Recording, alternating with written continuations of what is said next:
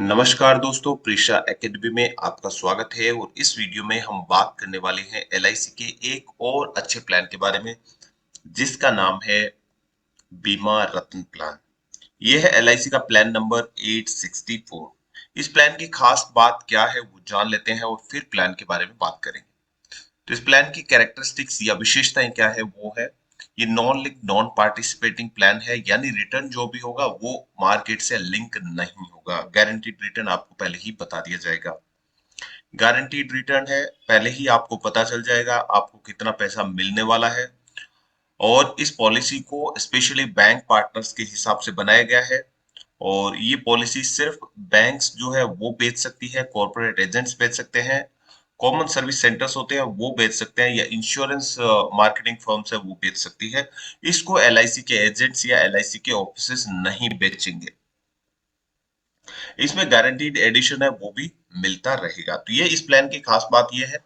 अब इस प्लान के फीचर्स के बारे में जानते हैं, इसको एग्जांपल्स के साथ समझते हैं कि अगर सर्वाइवल होता है तो क्या बेनिफिट रहता है इस पॉलिसी में, और अगर डेथ हो जाती है इंश्योरेंस धारक की तो उस कंडीशन में क्या बेनिफिट रहता है वो इस प्लान में हम जानेंगे।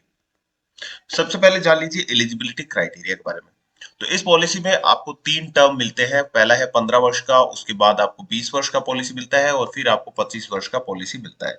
यानी आप 3 यहाँ पे टर्म ले सकते हैं अपनी इच्छा के हिसाब से। अगर आप 15 वर्ष का पॉलिसी लेते हैं तो आपकी मिनिमम एज एट एंट्री है वो 5 वर्ष होनी चाहिए। 20 वर्ष का पॉलिसी लेते हैं तो 90 दिन के बच्चे के लिए भी ये पॉलिसी ली जा सकती है और 25 वर्ष के लिए भी कम से कम 90 दिन उम्र होनी चाहिए। अगर मैक्सिमम एज की बात करते हैं एंट्री पे, तो यहाँ पे 55 वर्ष तक ये पॉलिसी ली जा सकती है। 15 वर्ष का प्लान, 20 वर्ष का प्लान है वो 50 वर्ष की उम्र तक लिया जा सकता है और 25 वर्ष का प्लान है वो 45 वर्ष की उम्र तक लिया जा सकता है।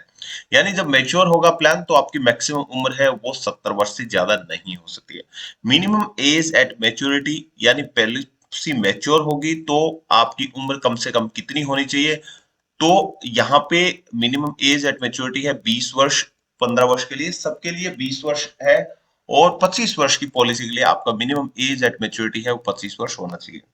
अगर मैक्सिमम एज एट मेच्योरिटी की बात करते हैं तो सब में 70 वर्ष का मैक्सिमम एज एट मेच्योरिटी है। और अगर प्रीमियम पेमेंट टर्म की बात करते हैं, यानी आपको कितने वर्षों तक प्रीमियम का भुगतान करना पड़ेगा, तो अगर 15 वर्ष का पॉलिसी लेते हैं तो आपको 11 वर्षों तक प्रीमियम का भुगतान करना है।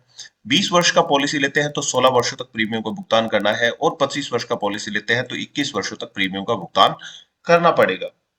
इसके साथ ही साथ अगर मिनिमम सम एश्योर्ड की बात करते हैं तो 15 वर्ष की पॉलिसी के लिए आपको कम से कम 5 लाख का सम एश्योर्ड लेना पड़ेगा। 20 वर्ष की पॉलिसी के लिए भी 5 लाख का सम एश्योर्ड है और 25 वर्ष की पॉलिसी के लिए भी 5 लाख का सम एश्योर्ड कम से कम आपको लेना पड़ेगा। अधिकतम सम एश्योर्ड की बात करते हैं तो तीनों ही प्लान में किसी प्रकार की कोई लिमिट नहीं है अधिकतम सम एश्योर्ड की। हालांकि जो अधिकतम सम एश्योर्ड होता है वो आपकी फाइनेंशियल जो कैपेसिटी होती है, आपकी सालाना इनकम कितनी है उस पर निर्भर करती है।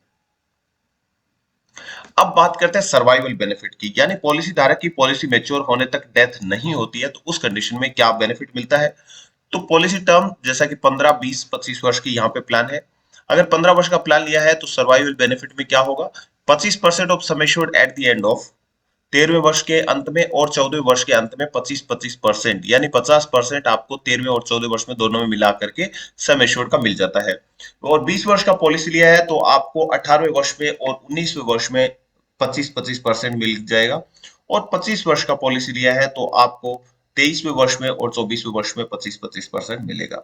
यानी आपको पॉलिसी मैच्योर होने के 2 साल पहले आपको 25-25% मिलेगा और जब पॉलिसी मैच्योर होगी उस टाइम पे आपको 50% ऑफ सम एश्योर्ड, क्योंकि 25% आपको पहले ही मिल चुका है तो 50% ऑफ सम एश्योर्ड यहाँ पे मिलेगा और साथ ही साथ आपको मिलेगा गारंटीड एडिशन। अगर मान लीजिए डेथ हो जाती है उस कंडीशन में क्या होगा, 125% ऑफ सम एश्योर्ड अमाउंट है वो मिल जाएगा और जो गारंटीड एडिशन जितना रहेगा वो वहां पे दे दिया जाएगा नॉमिनी को। तो ये यहाँ पे रहता है। अब गारंटीड एडिशन की बात करते हैं तो गारंटीड एडिशन क्या रहेगा, पॉलिसी पीरियड और गारंटीड एडिशन देख लीजिए। पहले 1 से 5 साल के लिए गारंटीड एडिशन है वो पर 1000 सम एश्योर्ड 50 रुपए रहेगा। छठे साल से लेके 10वें साल तक ये राशि बढ़ के 55 रुपए हो जाएगी और 11वें साल से लेके 25वें वर्ष तक ये राशि बढ़ के हो जाती है 60 रुपए पर 1000 सम एश्योर्ड। तो इस हिसाब से गारंटीड एडिशन है वो मिलता रहेगा।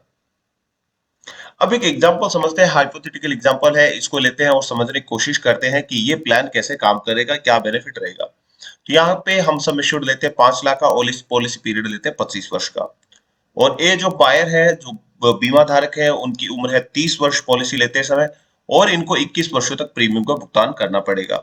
ये सालाना प्रीमियम का भुगतान इनका रहेगा 30,899 रुपए का, और ये टोटल 21 वर्षों में लगभग 6,50,000 रुपए का प्रीमियम का भुगतान LIC को कर चुके होंगे।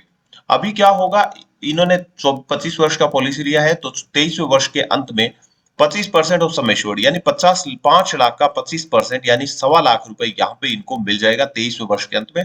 और 24वें वर्ष के अंत में फिर 25% सम एश्योर्ड का मिलेगा 1,25,000 रुपए। ये इनको 23वें और 24वें वर्ष में मिल जाएगा।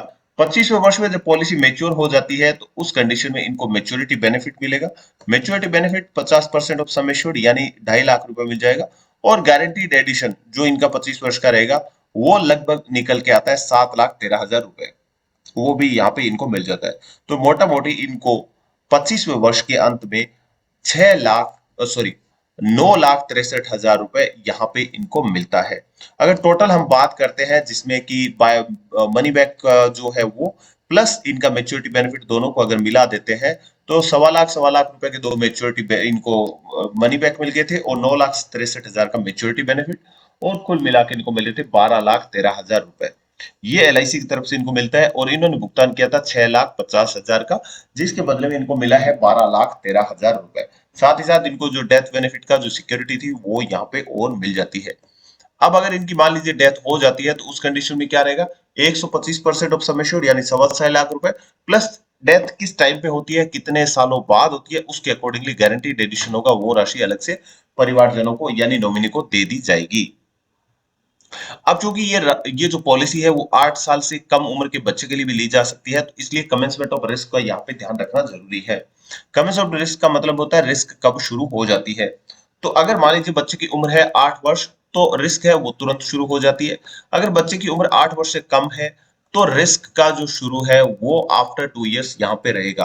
एक ध्यान रखना है, यहाँ पे वेटिंग पीरियड भी है, वो मैं आपको अभी थोड़ी देर में बताऊंगा वेटिंग पीरियड क्या है, वो यहाँ पे भी लागू रहेगा। अगर 8 वर्ष भी बच्चे की उम्र है या 25 वर्ष भी जो भी हो, वेटिंग पीरियड इस पॉलिसी में एप्लीकेबल रहेगा। ये जो पॉलिसी होल्डर अगर 8 वर्ष से कम है तो 2 साल के बाद या बच्चे की उम्र जब भी 8 वर्ष हो जाएगी तब ये कमेंसमेंट ऑफ रिस्क है वो शुरू हो जाएगा, जो भी पहले होगा।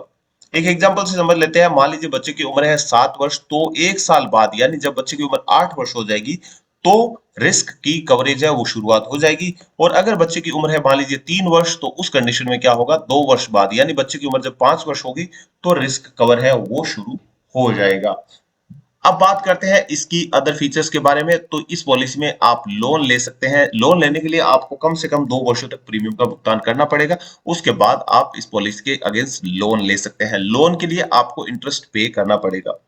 प्रीमियम पेमेंट टर्म की बात करते हैं तो आपको मंथली, क्वार्टरली, हाफ ईयरली और ईयरली प्रीमियम पेमेंट का ऑप्शन यहाँ पे मिल जाता है। आप अपनी सहूलियत के हिसाब से प्रीमियम पेमेंट का भुगतान चुन सकते हैं।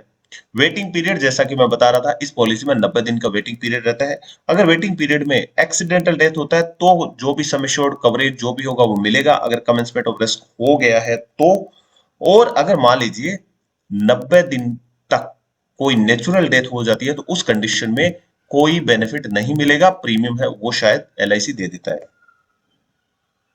ग्रेस पीरियड की बात करते हैं यहाँ पे, तो 15 दिन का ग्रेस पीरियड रहता है मंथली प्रीमियम के लिए, और बाकी प्रीमियम फ्रीक्वेंसी है क्वार्टरली, हाफ ईयरली, ईयरली, इनके लिए 30 दिन का ग्रेस पीरियड रहता है। राइडर्स की बात करते हैं तो इस पॉलिसी में आपको अलग अलग राइडर्स मिल जाते हैं। पहला राइडर है accidental death and disability rider, दूसरा है एक्सीडेंटल डेथ राइडर। इन दोनों में से आप कोई भी एक राइडर ले सकते हैं। तीसरा राइडर है न्यू टर्म एश्योरेंस राइडर, ये भी आप ले सकते हैं ऊपर वालों के साथ। न्यू क्रिटिकल इलनेस राइडर है, ये भी लिया जा सकता है।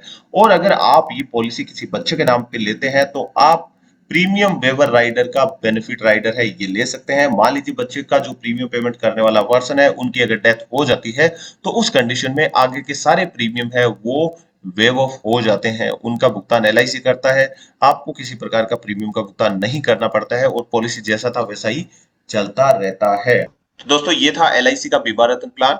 उम्मीद करता हूं आपको वीडियो पसंद आया होगा। वीडियो पसंद आया तो प्लीज वीडियो को लाइक करें, और अभी तक चैनल को सब्सक्राइब नहीं किया तो चैनल को सब्सक्राइब करें। आपके वैल्यूएबल कमेंट्स है वो कमेंट बॉक्स में जरूर लिख दीजिए। आपके लाइक, सब्सक्राइब, कमेंट्स जो है वो हमें बहुत मोटिवेट करते हैं अच्छे अच्छे वीडियोस बनाने के लिए। वीडियो देखने के लिए, अपना कीमती समय देने के लिए दोस्तों आपका बहुत बहुत धन्यवाद। Keep watching Prisha academy. Thanks a lot.